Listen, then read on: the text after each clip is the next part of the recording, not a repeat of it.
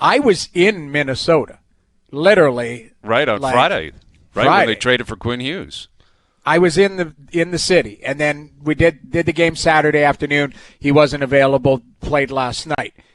This guy's a difference maker, and Minnesota now is in that Central Division, man. Those top three are so that's going to be killers. That's murderer's row right there. Murderer's row, and you saw it up close and personal. They kind of, I wouldn't say they stole one from Ottawa, but it was tied. They backdoored it, yeah. They backdoored it a bit. Yesterday they blew the doors off the Bruins, and Hughes looked great, like you knew he would. And, I think we've all had a few days to kind of reset and think about it. In the end, I feel for Canucks fans because it's just a complete failure from top to bottom within the organization. A complete failure considering where they were a couple years ago, where they had Hughes, where they had Rick Tocchet, they had JT Miller. And now they're just a disaster. And I appreciate that they got the young guys because I think that's the right play. I was fearful a little bit that the owner would get in someone's ear and say, you better get some veteran players who can get us going and sniff around the playoffs so we can sell tickets. They didn't do that. They went with 3 young players and a first-round pick. That is a smart play. Yeah. But there's no guarantees the young guys are going to work. You hope. Obviously you hope, and obviously you scout, and you've got really quality lottery tickets because they're all first-round picks, and they all have immense talent, but there's no guarantee. You didn't just hand over a 26-year-old superstar with a great contract for the next year and a half. Hazy, you say it's a failure. You say it's a failure top to bottom. I attribute it to 2 things. Their goaltender, who Noodles raves about when he's healthy, and he's a top-notch goaltender, has not been available enough over the last 2 years. That's not an opinion. That's a fact. And number 40 just turned into a third-line player as soon as the ink dried in that $11 million contract per season.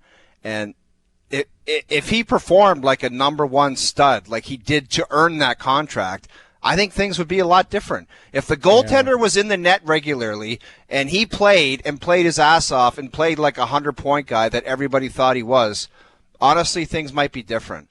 Because when he morphs into a third-line guy who's barely noticeable, it's a hell of a lot different. And when the number 1 goaltender's not in the net for 2 years straight, it's a hell of a lot different.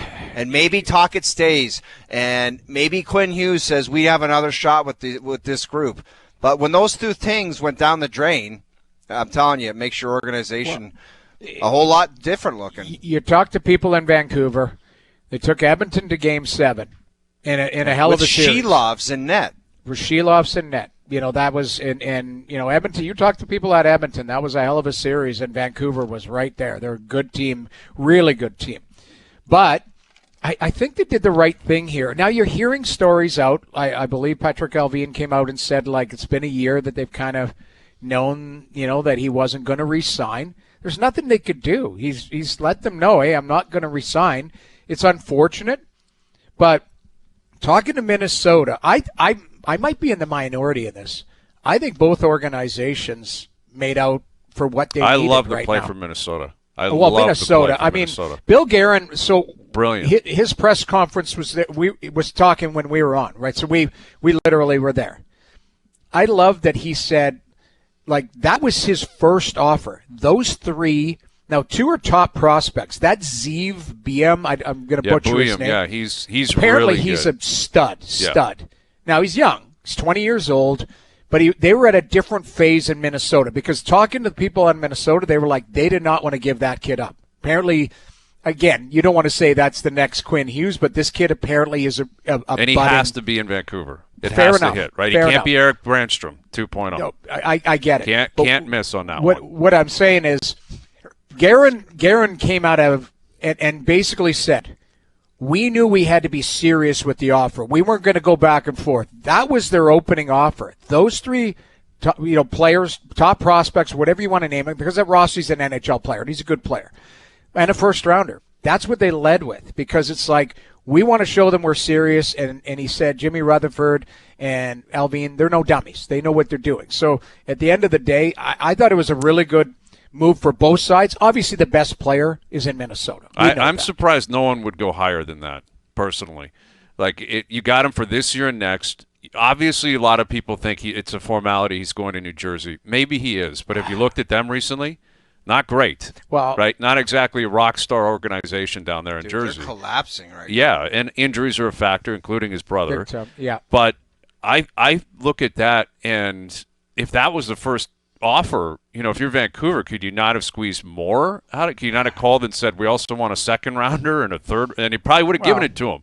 Because if you're Bill Guerin, you're like, I'm getting a top 10 player in the world. Like, I know, watching him sometimes yesterday. it's something. You know what it's like when you're negotiating a car or a house or something, and you get that big chunk in, and then people start screwing around for $10,000 or this or that, and somebody just says, you know what, I'm going to walk on this. And sorry, you're being a. I respect the fact D-bag. that they probably set the price, and Bill Guerin just met it. So if you set a price and someone meets it, you pull the trigger, 100%. And that's likely what happened. Said, I want this, I want that, and I want that. And they said, all right, here you go. And it's like, all right, well, we got it, so we're going to take it. We like the players. But don't you want to know this? Do you not? When you pull the trigger on a transaction like that, don't you want to know if he's going to re-sign, or are you just doing the deal anyway? I'm doing it anyway if I'm think Minnesota. you're doing it anyway, because and a lot of where teams in the league, I'm doing it anyway. You got 2 Here's years with the guy. And I don't know if we have Quinn Hughes's comments after the game saying that he, quote unquote, thank you to Bill Guerin for having, he said the word sack, for having the sack to trade for me. This sounds to me like he left the door open that he would consider staying. He's got to say say I won't that. forget that. He has Fair to enough, say that. I just don't think it's a guarantee that he's going to New Jersey in 2 years. I don't either. Like the idea of playing on the same team as your two brothers, as much as that sounds like such a fantasy to all of us, sometimes it just isn't that. It isn't that. Also, I did a New Jersey game the other day. Luke is the number one guy in the power play. Now all of a sudden is going to hand to his brother. Like it's a different dynamic. I get it. You want to play with your brothers, but I think Minnesota and Bill Guerin seemed confident. He's like, listen, we want to get him here. We got him for 2 years. Let's see if he loves it here and wants to stay. It's a fair gamble. Listen, there's a Kawhi Leonard angle to this where Minnesota does not get big names. Got free agency. They're not players. With all due respect, they've had their NHL team back for about 20 years, a little more than that. They had the Suter Parise moment, which was huge. Obviously, signing Kaprizov, which was big. Yep. This is the third wow moment in their history. They haven't really won anything. They've just kind of been around, and they've been a good team, and they're a well-run team, and they're a hockey state.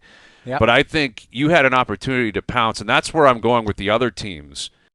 This guy is a top 10 player in the world. He's 26. His contract is remarkable.